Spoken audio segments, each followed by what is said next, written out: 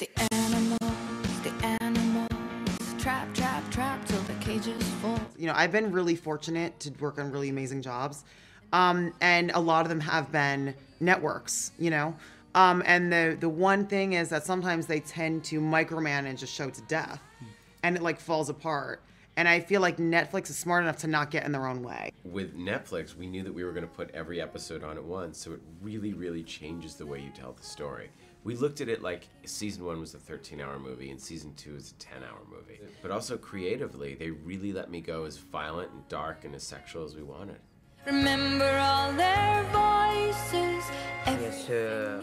Mademoiselle. Of course. I love Netflix. You can get anything you want. And then, if you're at a loss, it always says suggestions for you. Yeah. Right?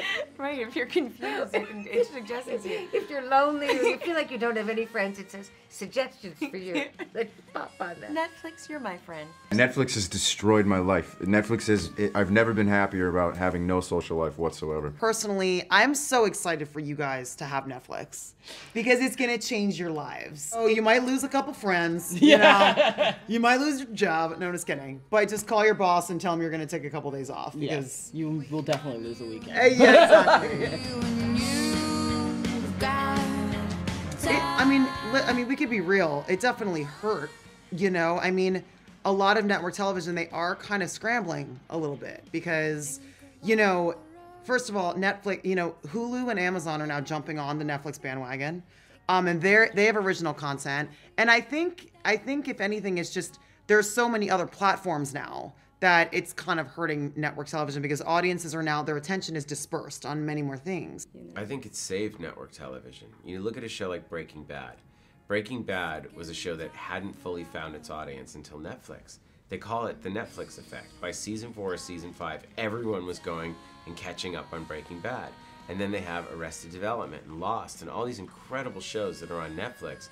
So I think that they're actually saving shows. People aren't buying DVDs anymore. They're not buying Blu-rays.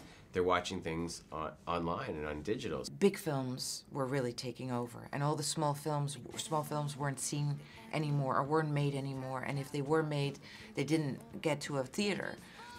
Whereas now this gives a lot of really great filmmakers, because when you see who's been turning to these types of shows on Netflix and HBO, it's the best filmmakers in America. They're making 10-hour movies. And now all of a sudden they have a very big audience to watch, to make their product. So I hope that the French can see it that way too. It's, you know, it's their own product. They can bring in with their own directors, their own writers, their own actors, and really create things that, you know, will be seen hopefully by a lot of people. We're not making people watch Netflix. People are choosing to watch Netflix. And so I think it's just, there's room for everybody, and Netflix is just creating a new space. I'm around.